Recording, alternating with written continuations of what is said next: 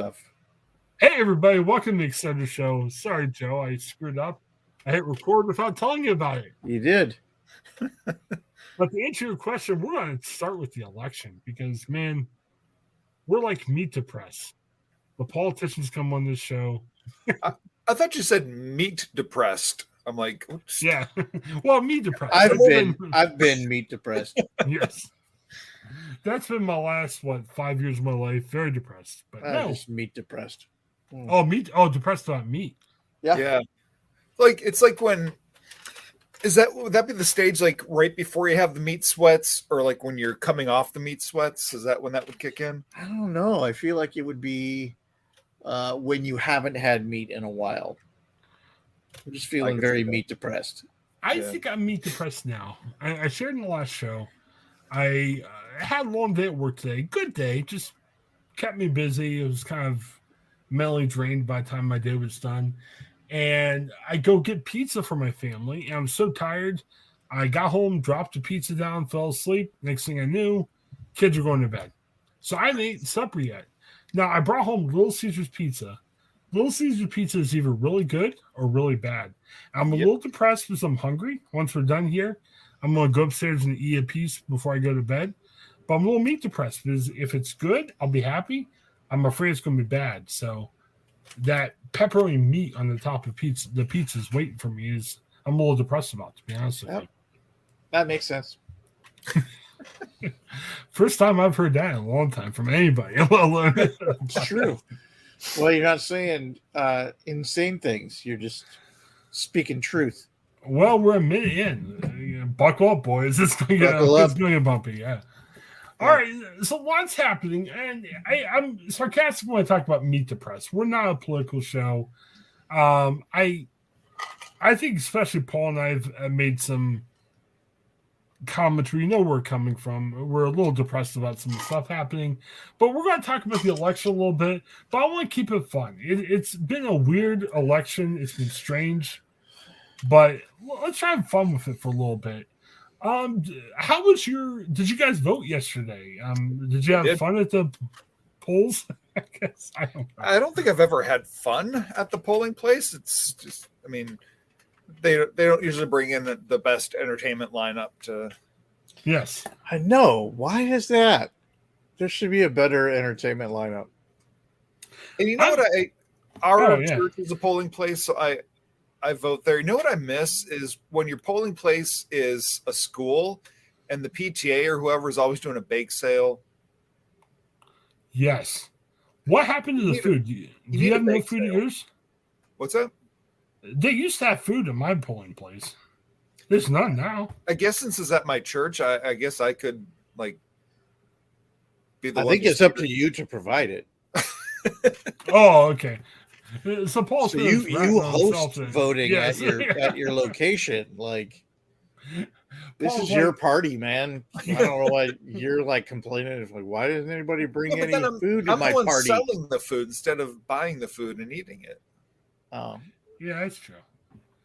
I should just pastor. So I should get a bunch of beef jerky so voters aren't meat depressed when they go in there. Yeah.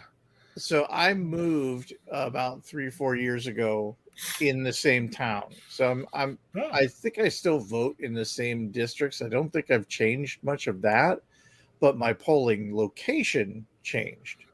Okay. So the new location, even within the new location, it has now changed 3 times. I've been here for 4 years, and it's actually back to the first place. Like, it was at a church, and then it got moved to a school. And the school, the line was insane, but that was the presidential election. And then now this one, it went back to the church where there was no line at all. Wow. I walked up. I was the next person to go, give, show ID and do the whatever. Yeah. I only had 5 things to vote for, maybe 6. I had 4, but it was a very weird. I don't know what, who you guys have 4 rule, but can someone explain to me what a chancery court is? I don't know. I could, but it would take too long. Okay. Did you vote? It seems like a lie. to me. That would be I think accurate. you're lying to me. You have no idea. You guys have 4 to 6 things. We literally had like 30. I mean, it was like everybody. 30? Was No, yeah. seriously, no. Mine was half a page. It was like one side of one page of paper, and I think 2 of the judges they were running unopposed. So it was like, wow. do I vote for them or do I write in a ridiculous thing? I assume it's next year we'll vote for it, but every so often around here we have to vote for the recorder of deeds. I want to run for that. Just like, dude, I declare this deed recorded. No, I think you have to play the recorder. We had issues. Mm-hmm. Like we were voting on issues. I understand that your place has issues. Yeah, I mean, they were like at the end, they were just asking us fun questions like, "Do you like Taco Bell or Jimmy John's?" I'm like, that what? was not a question on your ballot. Why does Matt Cannon have a job? You know, I'm like, this isn't an essay test. And what's going on? Essay. This elections shouldn't involve essay questions. But this is an election, not the ACT. What's happening? Like, I saw this. Do you listen to the Exceders podcast? That was a question, and the only answer was no. I'm like, come on. The answer was no. You couldn't even write in a sometimes. Yeah, or when I download the wrong podcast. You know, I was trying to download Joe Rogan. Apparently, I hit Exceder. I wanted to ask a essay question of the poll workers, like, how did Mehmet Oz get on our ballot for Senate? I mean, are there? I don't know, but it doesn't appear like he'll be back. No, there should be some, like, every job has certain requirements, like some background. We're just like, hey, we recognize your name, vote for you. Did you notice that this time it appears like the apparent the assumption of the formula for winning for the Republican Party was somebody famous? Yeah, it seemed to me. We're just putting famous people who already have names. We just want to. We're going to win through name recognition. I loved all of Dr. Oz's commercials. Were like, when I moved to South Philadelphia, it's like, that's called Jersey, my man. That's Philly is Jersey. Yeah, man. It's not surprising that the Republican. Not everybody, but the Republican candidates for major office seem like a Celebrity Apprentice cast. You know what I mean? Like, oh, it's Herschel Walker. Oh, it's Dr. Oz. Yeah, it's true. Like a whole cast of C and D celebrities. Yes. People who clearly don't have anything else to do, and the Masked Singer isn't a show yet. Yes. All of those people who used to be on The Apprentice now show up on The Masked Singer. And it's ironic that for some reason why it's old Celebrity Apprentice contestants. Could it be the guy who claims to run the party? Who knows? Well, we're not getting it. You went there. Was there? You said it. And I'm saying this because I want to tell a story, but I first want to get your guys' opinion. Was there any strife in the at your place of voting? I guess I'm not sure the right word for it. I don't know. It's just the normal knife fights. Well, it was what funny. Are you talking? What are you asking? Well, no, I actually saw an argument, and I was going to tell my boss about this. I really ran out of time. It was a busy day. I'll tell you guys. I go into the election thing, and you know me, I make these lame dad jokes that no one's ever laughed at. I mean, you guys are polite, so you've laughed from time to time, but nobody laughs at my jokes.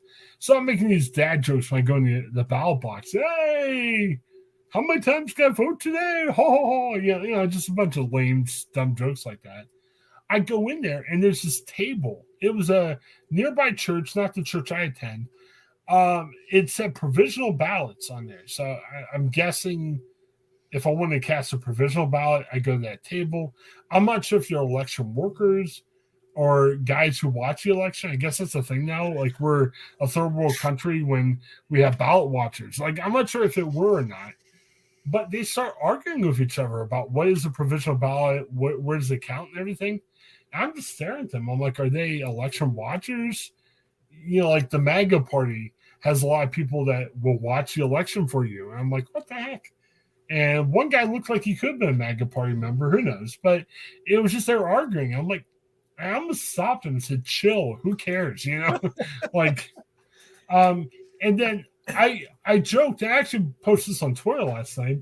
I mean, it's not a joke, but I thank the election workers. Thank you for putting up with this stuff. I said, I wouldn't do this for $1 million. Thank you for what you do. And I asked one lady, was there arguments? And she's like, yeah, there were a bunch of people upset earlier today. Wow. So man, thank God for these election workers that put up with this garbage. It was just crazy. The only thing I encountered was the machine you put your ballot into was glitching a little bit, but mine went through fine. But people in front of me had some glitch issues. But when you put your ballot in and it comes out, is it supposed to be little strips of paper? Yes. That's the way it works? Okay. Now, well, then my ballot thing was working perfectly. I may be making some news here, but at my place election, you handed your ballot to somebody. They put it for the machine. Now, look out. Oh, boy. I'm sure when they touched the ballot, it changed all my votes another way. Who knows? Yeah. When they flip it upside down and put it in that way, then it votes against everybody you voted for. So I don't, how is it for you guys? But like when I went, and I don't know if somebody changed the rules, but I go in, I print my name on an index card, hand it to the person with the book. She opens the book to my name, points and says, is that you? I say yes. She hands me a red card that says voter. And I take that red card 2 feet over to a lady who takes the red card and hands me a ballot. That just seemed like a lot of unnecessary. It seems very World Cup-ish with red cards and all this other stuff. I mean, yeah. And it was. Did you get ejected because you had a red card? Yes. And the lady with the red cards watched me sign in. And then, the person who gave me the red card was supposed to send me to another person, but they were gone. So she just slid down a seat and took the card. It was this whole assembly line that took longer than actually voting did. Pennsylvania, man. I don't know what they're doing over there. I mean, it's we're all about the cards. Yes. Very strange in Ohio. I guess we should talk about Ohio since we call this the Ohioan Podcast Network. Ohio is a really Republican state, and take that for what it's worth. I mean, whatever you feel you want to vote for. J.D. Vance, who is a novelist, is now in the Senate, and he's a novelist. Fully qualified, clearly. I mean, maybe he'll be a good senator. Who knows? But he wrote a novel. I don't know. I mean, was the novel about the Senate? No, it was Billy Elegy, wasn't it? Yeah, I mean, that guy. Yeah, okay. He wrote a novel. Now I don't know. Who knows? Maybe. We talk a lot of NFL on our other podcasts we do. Maybe it's like the guy who doesn't have as much coaching experience becomes like Vince Lombardi. I don't know, but I'm just thinking about that. Going, a guy who wrote a novel is now our center. Right? There's a guy here in PA, Sean Parnell, who was like trying to be a baby Trump, and he was a novelist, and he started running for like everything, and he lost every time, and he wasn't on the ballot this year for the first time in a few years. Maybe he's given up. I don't know. Well, the thing that was really weird about J.D. Vance, and he was expected to win. He went up against a guy who's been in the U.S. House of Representatives for 20 years. The guy pretty much came out as a moderate. He's a Democrat, but he actually kind of attacked some of the Democratic policies. He said, hey, I agree with Trump on some things. And it seemed like he was trying to appeal to a red state and everything. The guy lost pretty big. I mean, well, not huge, but convincingly to a guy who wrote a novel. That's how, how's a pretty Republican state? I just put it like that. Very weird. Other thing, too, and we'll mention this, I got to be a little careful here because Dan, our friend who is the press secretary of DeWine. He's been on the show several times, even on our show once. I was going to vote for DeWine because of our connections. President Trump was in Dayton the night before the election.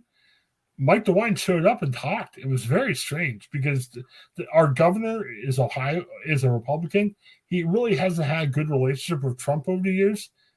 Last night he's talking a speech. It was a very strange election here in Ohio, to say at least. So I don't know. So yeah, I'll say I didn't even end up voting for DeWine, which was strange.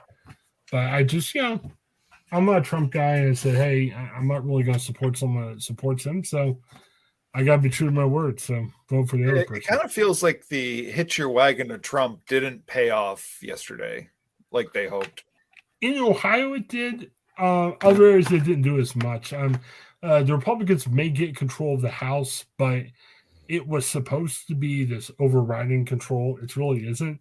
And the Senate, if the Republicans take control, they're going to have control by one seat. It wasn't this big red wave that everybody's talking about. Trying to think, was there anything else that blew you guys away? Herschel Walker might be a senator, which is very strange. I don't know. Anything else was weird about the election? We want to focus on weird news. That's an interesting one in Georgia because I'm trying to figure out with the runoff, like how's that going to go? Because the third guy was Oliver. Yeah, I think it's just top two. I think it's like because so Oliver's out, but who did he take votes from? Because he's a libertarian, which can often be a lot of conservative people, but he's also a homosexual, which would then negate the conservative voter. So I don't know how his votes are going to end up splitting. Conservative voters used to be more values based. I mean, Herschel Walker, bless his soul, they did surveys saying that Herschel Walker wasn't looked at from a moral perspective. Like if people were just voting morally, they were picking the other guy who's a pastor. But it was strange. Like the other guy's a pastor, but he's been divorced, and I guess he had some issues with his wife. So, got a little politics, man. It always gets interesting. Yes, very, very much so. Republicans did pretty well in Ohio. They didn't do well in other parts of the state. I don't know. I'm glad I'm out of the day-to-day media. I had to write for my column a little bit about the election, but thankfully I wasn't getting deep in the weeds. Dr. Oz lost to a guy who almost died of a stroke a few months ago. Yeah. It's not a good look. Yeah. Can you imagine picking that? Really sitting down going, who should I vote for? Yeah, it's not that many good choices. And you made me worried about the one guy who might die, but that might actually be preferable to the idea that Dr. Oz wouldn't die. Yeah. And will still be around for forever. Yes. Very weird. I think I'd roll the dice the other way. Yeah. Well, and here's the other thing too. I'll mention this quickly. This isn't really that funny, but nobody wants to run for office anymore, and I don't blame them with all the craziness on the Republican side. I had one guy came to my house. It was our local state rep candidate. I don't know too much about him. Seemed like a nice guy. He's in a wheelchair. Talked to him. He seemed friendly. I had nothing really against him. I was like, hey, man, I don't know who you are or what party you are. Tell me about it. He's like, I'm Republican. And again, don't want to reveal too much on politics on here, but I'm not a big fan of former President Trump. So when I hear Republicans, I get a little squeamish. He's like, I don't really like either party. I just picked one to run. I'm like, oh, okay.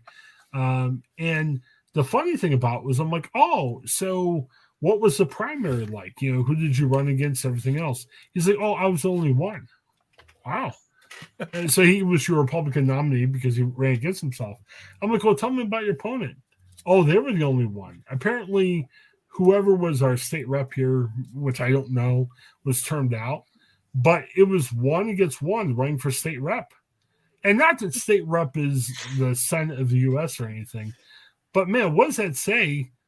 So you and I could have ran for Ohio state rep, and we would have had a half-decent chance of getting it. Well, there were a lot of state seats in Pennsylvania where the person who won yesterday, nobody ran against them. It's like Wow.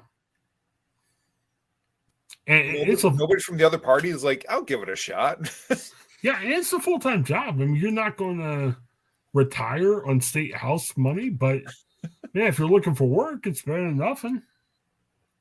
You clearly don't need credentials at the federal level, so it's got to be even lower at the state level. Yeah, it's very strange. All right, well, hey, before we get to some more fun stuff, I want to bring this up really quick. I'm a journalist. Something unfun. Yeah, well, it's unfun, but we're going to try and make it fun. Twitter has had a lot of major changes. I use Twitter a lot for my work. I used to be a journalist. I'm still doing some journalism type things. So I'm using Twitter. I know you guys have used Twitter in the past. What do you guys think about some of the latest changes on Twitter? It's very crazy. Other than people are losing their jobs, I'm not on there enough, or I don't explore it enough to know what's changed. Like, I'm hearing a lot of people saying how weird it is. I haven't paid enough attention to notice what all has changed. Okay, well, I'll give you a quick rundown. Elon Musk, owner of Tesla, buys Twitter for $44 billion, which is a ton for a social network that really isn't the top social network in our country right now. Long story short, one of Elon's issues is he wants more freedom of speech. He doesn't like how certain people have gotten kicked out. He's not necessarily a Trump guy, but he's saying, man, it's unfair just to kick people out because we don't like what they're saying. But he hasn't said he's going to bring all these guys back, but that's some of the talk, and it's gotten some people nervous. Here's the other thing. A lot of our social networks are free to use. The noble exception is like LinkedIn, where they've got a lot of nice features on the premium site. It does cost a lot of money, but you get a lot of bang for your buck, I guess what I'll say. Musk, I think, realizes that if he goes back to more of a freedom of speech, it's going to freak out some traditional advertisers.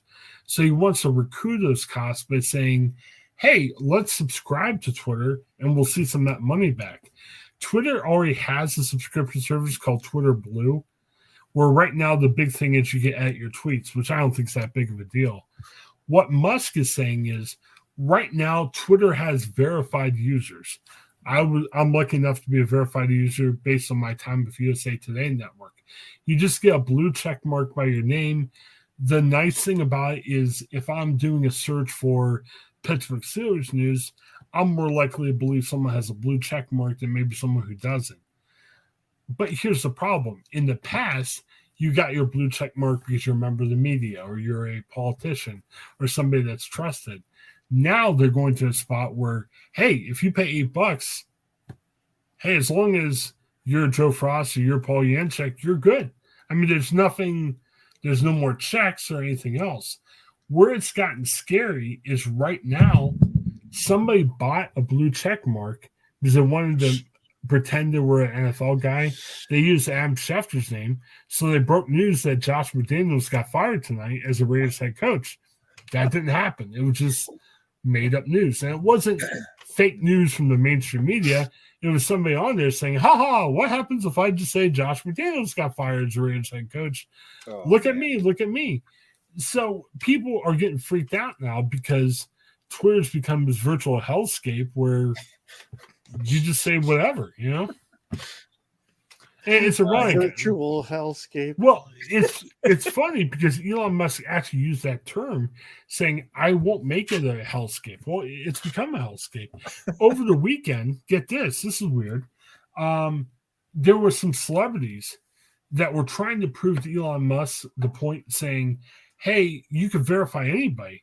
So they changed their names and pictures to Elon Musk, and they were saying crazy things. Musk got mad and almost banned them from the service because he's like, oh, it's making us look bad. Well, they're just trying to make the point saying, how do you verify everybody? They laid off half their staff. Can you imagine being on there where you say, oh, I got $8 from Paul Yanchek to be verified. I better check them out. So now who's going to be checking everybody's verification for all over the world? It just sounds like a mess, man. Oof. Yes, very strange. What? We'll go through this quick because we got to talk about licking toads. I mean, I'm more interested in that right now. What would it take for you to subscribe to a service like Twitter? And verification isn't doing it for me. I'm already verified, and I might lose it if I don't pay $8. But I would not pay to use Twitter. I don't know that I wouldn't pay to use Facebook either. See, I'm wondering if they could give you and say, we'll give you more exposure for your tweets or something. Like if you're saying, hey, I want to promote a podcast, or I want to promote what I'm doing at the church, or, Paul says, hey, I want to, promote a sermon, or Joe says, I want to promote a play I'm doing or whatever. I mean, I could see them offering stuff like that, but just get the blue check mark doesn't really mean much of anything. Yeah. Well, and speaking of Hellscape, what's getting really, I mean, in some ways it's exciting, but in some ways it's really scary. They're talking about, like right now there's a limit on the amount of video you can post on Twitter. I think it's like 2.5 minutes. They're saying if you become a subscriber, you can post longer videos. So in essence, we could post our whole etc. show on that Twitter thing. They're also saying that you can charge per view for what you post on Twitter. Now, here's the scary thing. Somebody like us could say, yeah, maybe we'll do a pay-per-view episode of etc., and maybe we'll make some money off the show that way. And hey, that's something we could talk about separately. Maybe that's a good idea. But here's where it gets scary, and here's where it gets kind of immoral. Now, Elon Musk isn't saying, I want to be the next OnlyFans, but there is one site that does that where you could charge per play for a video. OnlyFans does that. Yeah. So even though Musk isn't saying, I want to become the next OnlyFans, when you're saying you could pay per view for a video, yeah, we could do it with a podcast, but that's not necessarily made for podcast producers. It's more made for, hey, look at me, I'm on OnlyFans. Yeah. Check out my video here. Very strange. So what a world we live in. Joe, I'm seeing you sitting there and he's going to fall out of his chair. Or you're either tired or you're saying, man, I can't wait to get off his show so I can subscribe to Twitter. What is it? He's fully asleep. Oh, he's fully asleep. Now, maybe we should become the Twitter subscribers because when people pay to watch Joe sleep, it'll be fantastic. Well, we put Joe to sleep with Twitter news. Joe's going to be upset because, man, we're getting into more exciting stuff. There we go. That's why the people came. Holy cow. This is a first, man. This seems strange. I don't think we've had someone fall asleep on the podcast before, have we? No, we've missed podcasts because we fall asleep. Maybe we should leave the podcast on even after it's done until wakes up 3. Oh, what? Are they still here? What's going on? So Joe might be waking up right now. This is very strange, but it's new.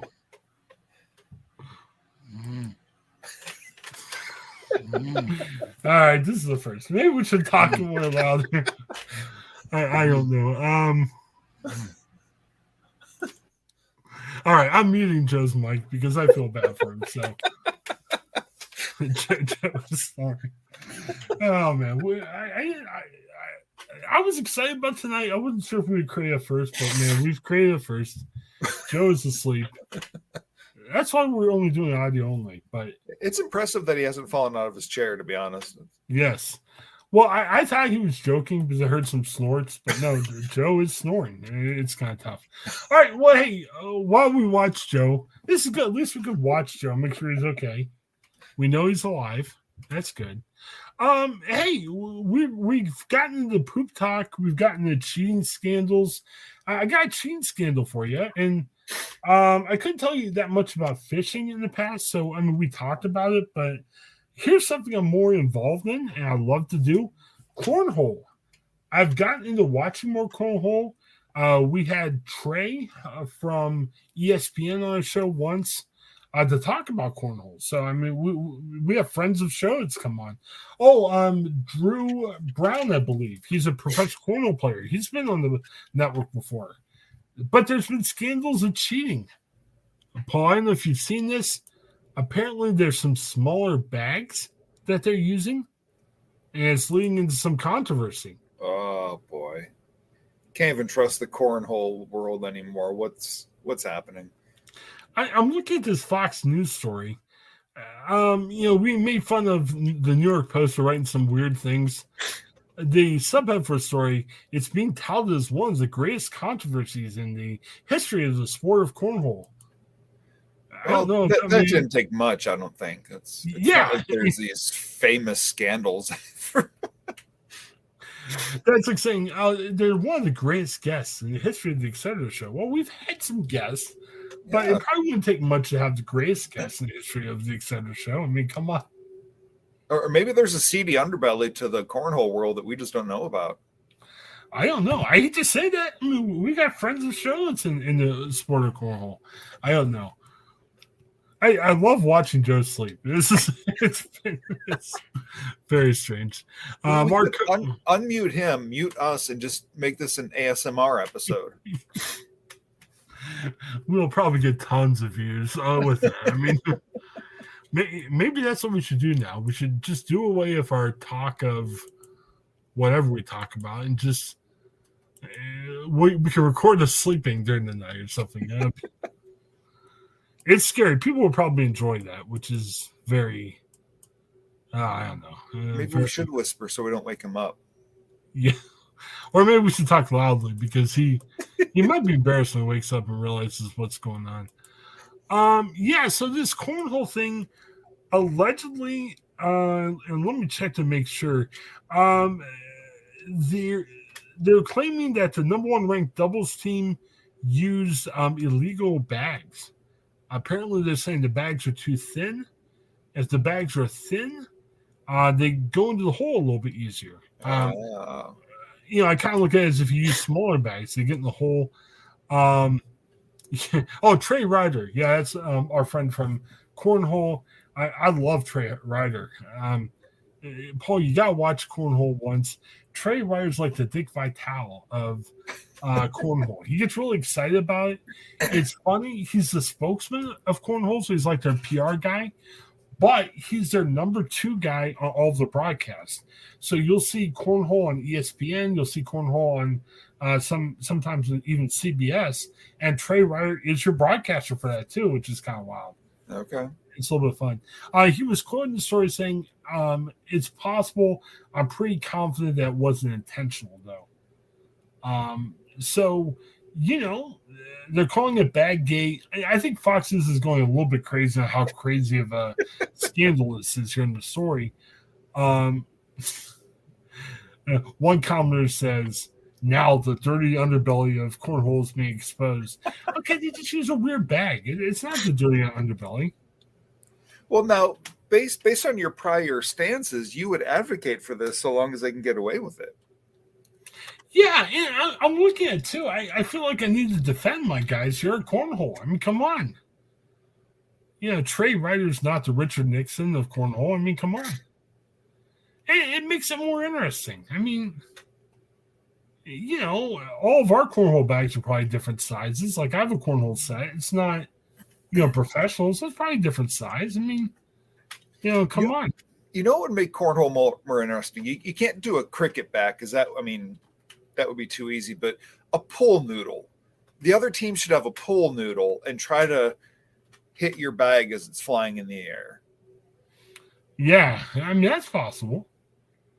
Or maybe even that would be too easy. Like it's something flimsy enough where there's going to be some strategy and some skill in actually making a difference. But kind of like golf. I think golf needs to be like putt-putt, where there's like a swinging something by the hole and just some kind of defense. Well, we got to have one of those guys back on. I mean, Drew's, I think we're probably more likely to get Drew than the guy from ESPN on, but it was funny. This was earlier in our podcast. This may even before we started the Steelers show. we had Drew come on, and we had a mini cornhole challenge. So Drew was in Georgia. He was at his the place he plays. He was throwing cornhole sacks. I was throwing cornhole sacks here in my basement. And a couple of the other guys on the podcast at the time were throwing it from their basement and everything. It was very strange. But, man, you talk to this Drew guy, so much more goes on cornhole than we ever even think about. Wow. I mean, my basement, if I look behind me, I probably have 15 feet to the other end of my basement. It's 27 feet is regulation for cornhole. Like, you got to be 27 feet apart. The professional bags are sticky on one side and more slick on the other. Really? So literally you throw it different ways based on what you want the cornhole to do. I mean, it's wild. It's like even on football. I mean, we follow football. We podcast about football. I'm sure there's even a side of football we don't understand, more of a professional side of what happens. It's the same way with cornhole. It's very crazy. I feel like we'd all be better at cornhole if we had the option of throwing it to the sticky side.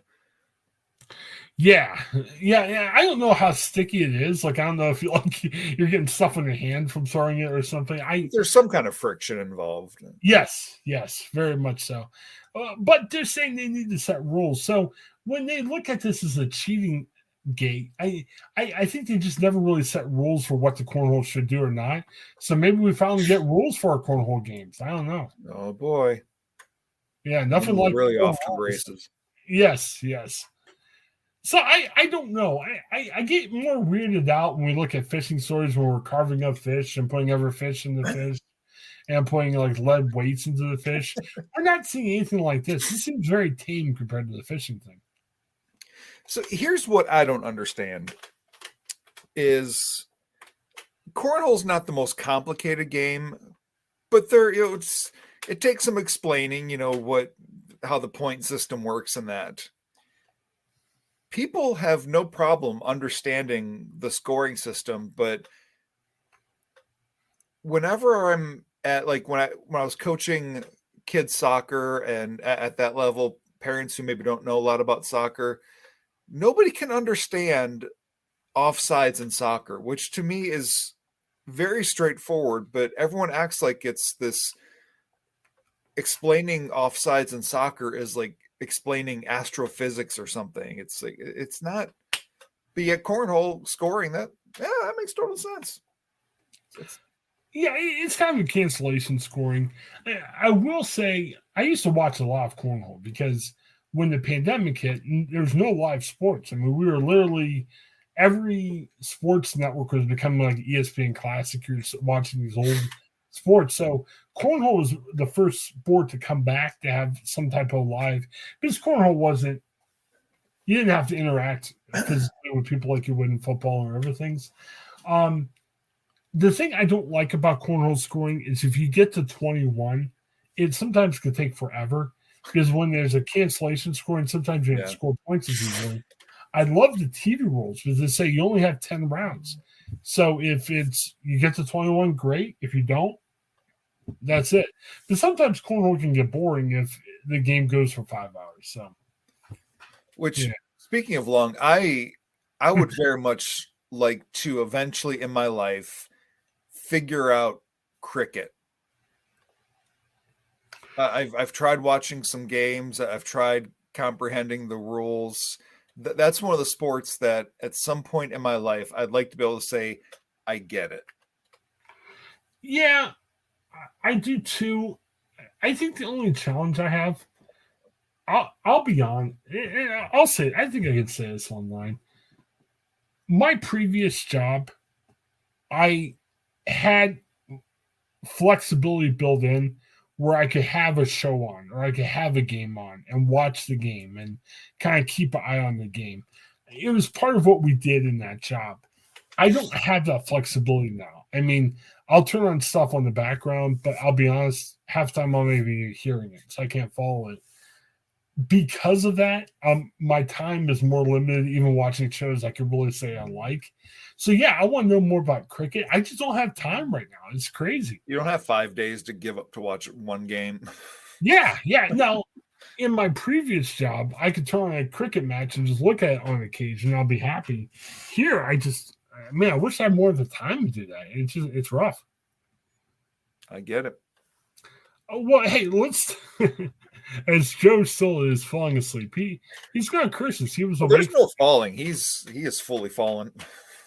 Well, I mean, he probably wasn't as excited about the Elon or the election news. And now we're getting into the fun stuff.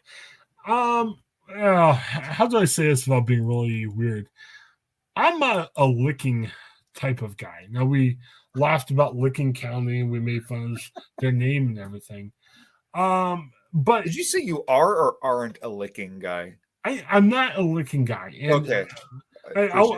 I want to keep this PG. So my tongue was tied when I was a kid, so I have a hard time licking ice cream cones. You know what I mean? Oh, okay. So in any type of licking, it's been rough on me. And, I get grossed out, if you lick your wife or something. It's just weird. But apparently, and I'm not getting high, which is a good thing. We're anti getting high on this show. But apparently there's something that says you can get high off licking toads. Oh. So apparently, and again, if you're young and listen to the show, you can listen to it. Just don't do what they're doing here. This is weird. Apparently you can lick a toad.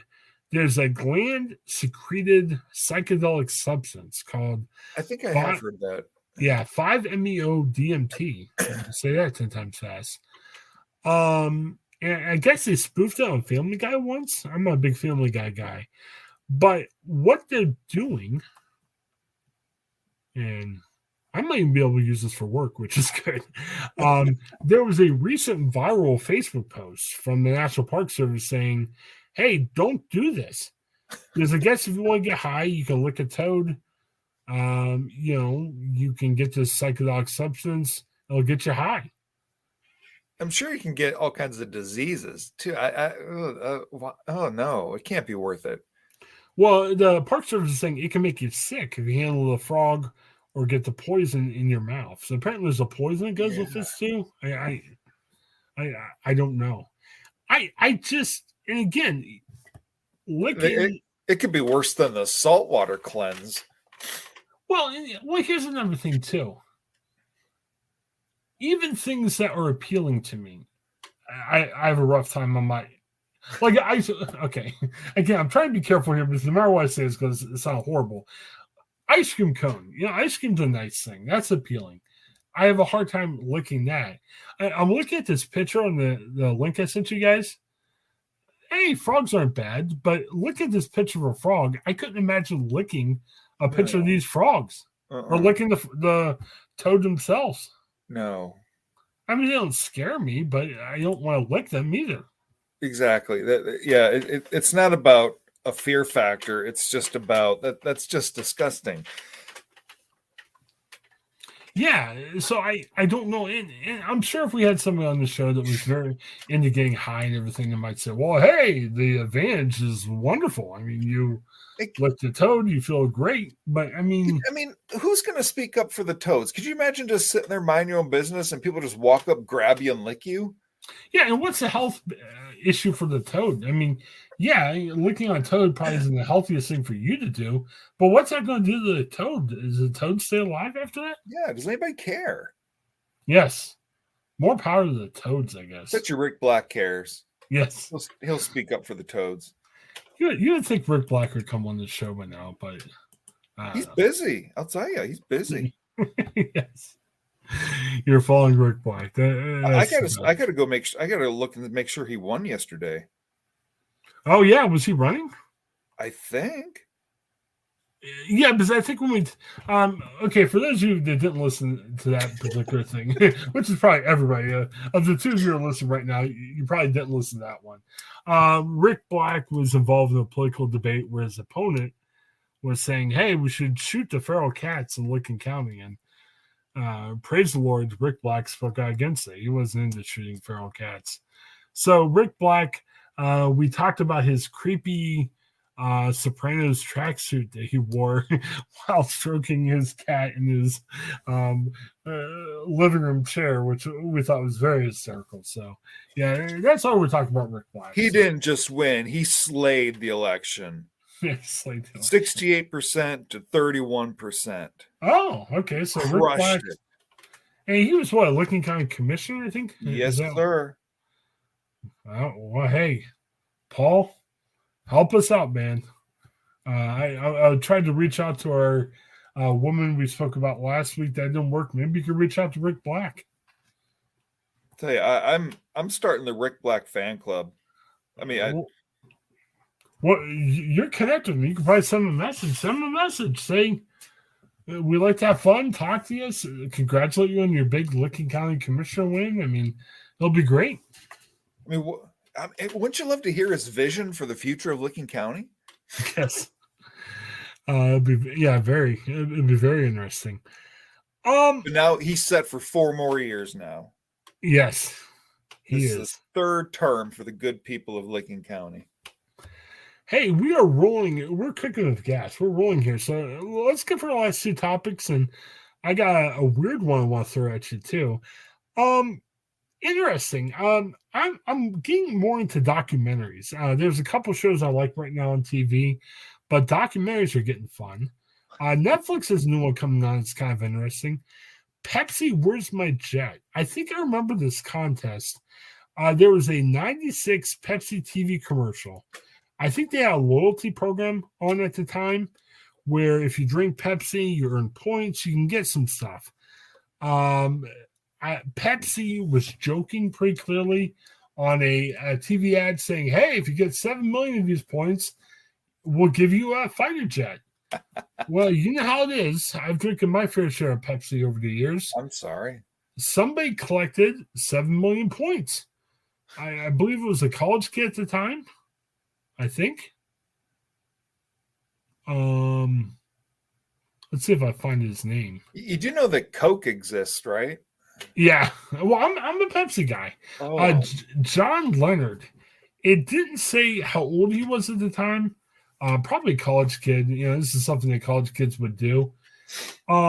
So he okay, so he did the math. He figured that he needed to buy 1.4 million 12-packs of the soda. You know, obviously no one's got the money to do that, but he found a loophole in the system. He said that you could buy points directly rather than amassing them for soda purchases. So he spent $700,000 to get the points he needed to buy the jet. Oh. And the jet at the time was valued at $23 million.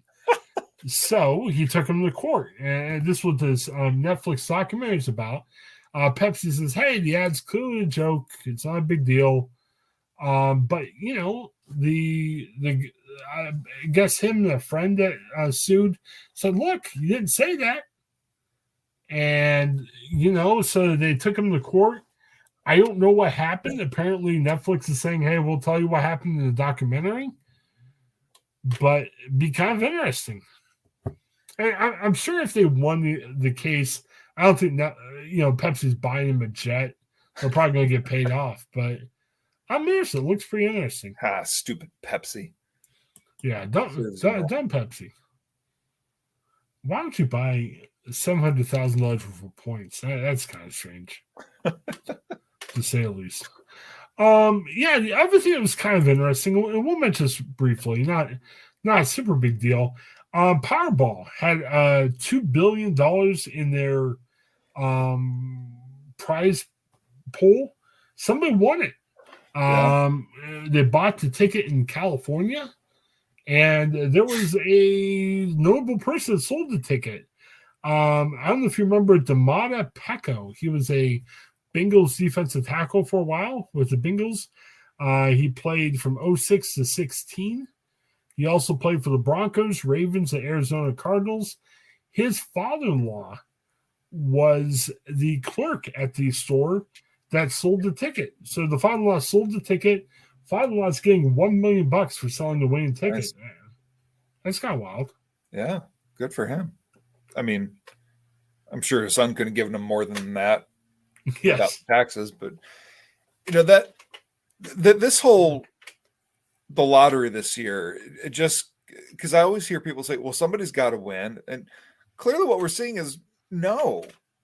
Oftentimes nobody does. That's why the amount keeps getting higher. So you can't just say someone's got to win it. Like, no, you can go a while without somebody winning it. I don't believe. Yeah, I'm not sure if it's a more issue. I'm like, I'd rather spend a couple bucks on something I can get back. So that's why I don't really play the lottery.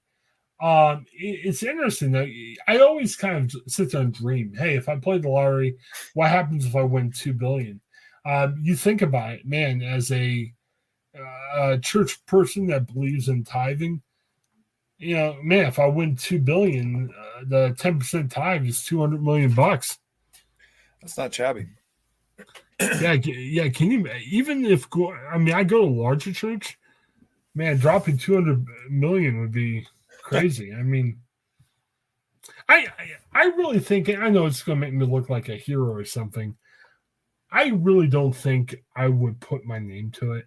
I think what I'd probably do is maybe tell the pastor and say, hey, don't want the attention, just trying to figure out how best to give it to the church or organization or something. But man, that would be nuts. Yeah, that they would be grateful. Yeah, or can you imagine like a pastor, like probably some more conservative churches would be like, you won the lottery with it. I can't take that money. No, I think more pastors would be like, all right, well, repent on your own time. We'll take the money. It'll help us out. So, I mean, you think about just the good that could be done. I mean, I'm sure there's a lot of churches like, oh, now we can build that new basketball court. But if you give a church $200 million and the church had half a heart, that could be a huge impact on a community. See, my dream, and Paul, I got to talk to you about this because I got a go ahead for him to come on the show. He can't make it later at night, so I may have to call you if you want to come on for like 10 minutes during the day. Eric Pickrell, he's the pastor of the church I attend, Vineyard. We've been after him for a while. Early December, he wants to come on and talk about abortion, their Vineyard's different stance on it that I think is a really good stance. And he had a good sermon about the election. Yeah, I got to send you a link. I think you'll like it. It was talking about if Jesus would be a Republican or Democrat in today's age. Maybe we can ask him about the lottery too, because I guess my dream, if I would have won the lottery or the Powerball or whatever, they're adding on to their ministry to women in need that are concerning abortion and everything. See, here's what I would do. Our church has a big budget. They've got people that can pay that part of the budget. I would want to give the $200 million just to that ministry itself and see what they could do with that, because that would help the church, but it actually helps the community too. Yeah. That would be crazy. No, they were excited because they had an offering one week that raised $150,000, which was great. Wow! But man, could you imagine what $200 million would do? Man, you could. Yeah. Yeah, and we've talked about this in the past, and let's be fun. I know we got to start recording some like serious stuff. We'll talk about that in a minute, but I think you and I both said this in the past in terms of abortion. Yeah, you can be against abortion, which is fine. I'm against abortion, but do something to help the community. Just don't be like, "Yay, you can't have abortions anymore." I mean, sit there and say, "Okay, if we're saying you can't have abortions, what are we going to do to help you out as a woman?" Instead of saying, "Yay, we're taking your rights away." You know. So Phil Vischer, who creator of VeggieTales, he does the Holy Post podcast now. He has a great, I think he condensed it down to like just its own standalone video, but he has a great video on, voting against abortion. It is fairly minimal, but if you really want to make an impact, it's on those, pregnancy services in your community that are actually helping women in difficult situations, or doing something to help adoption so that adoption's a more viable option. Well, and Eric said that the Sunday after they made the decision, just saying, hey, you can applaud abortion going away because we feel the same way too, but we got to put our money where our mouth is right now. I mean, you guys support and help out. You can't just say whoopee and not do it. All right, so sounds good. Let's do some promos. I asked Joe what he's promoting. He's promoting sleep. Good for Joe. He's promoting sleep. Good sleep. Pikachu is okay. Oh, I got it muted. I was going to be like, I haven't heard from him, but I muted his mic because we were hearing some loud snoring coming through. Which check in and see if he's gotten deeper. Oh yeah. Let's see.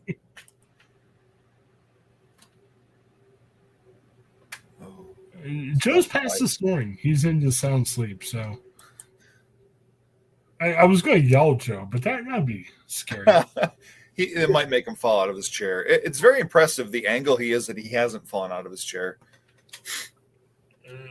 I mean, okay, let's turn it back on. I want to make sure he's breathing because he doesn't look like he's living right now.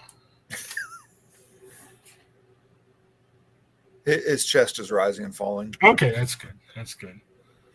It kind of looked like we were, walking on Joe's funeral. And we're like, oh, there's Joe. You miss him. Oh, well. All right, some stuff going on. Paul, what's happening in your life?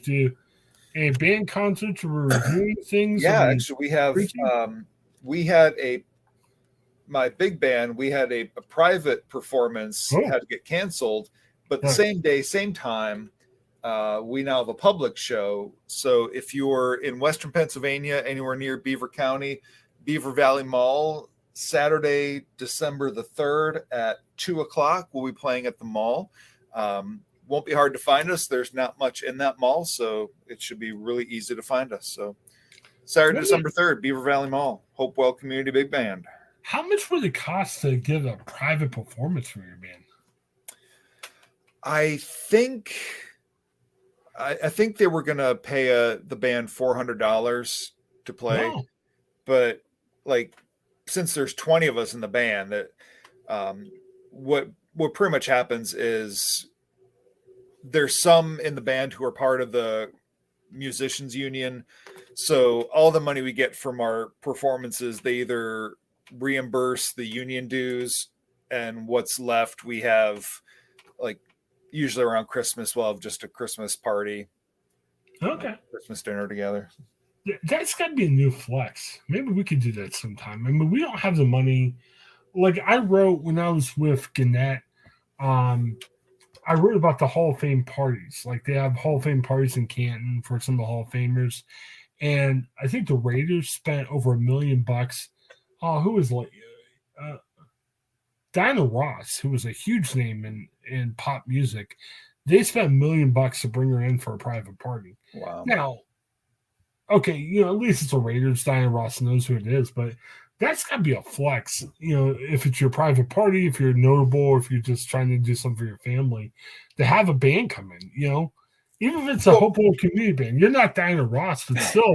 My private party, I mean, it was an area club that was just going to have their members, but it wasn't just some guys come into my house and it was a actual organization, but it was a private party for the members of their organization. But still, that's got to be a good flex. I mean, my work, where they're planning a company outing in Chicago, so they're flying people in, and last I heard, they're still trying to figure out what the entertainment for the night will be. Man, bring in a local band. I mean, you don't have to spend $1 million to get Diana Ross to come in, but man, wouldn't that be impressive even if it's your local community band? Hey, private concert, woo, here we go. Yeah, we're cheaper than Diana Ross. That should be our tagline. Yes. Well, send me information. I'll have to send it to my company. Maybe they can fly into Chicago for that. Who knows? So, all right. Couple promos that I'm trying to think of my stuff. Earlier, Peter and I, we didn't have a 9 o'clock show, so Peter and I did an extra long football show. We talked about the Buckeyes. Buckeyes kind of looked rough over the weekend. They 50-mile-per-hour winds. They were in the Chicago area. Speaking of Chicago, to play Northwestern. rough weather day. Ohio State didn't look that great. They still won 21-7.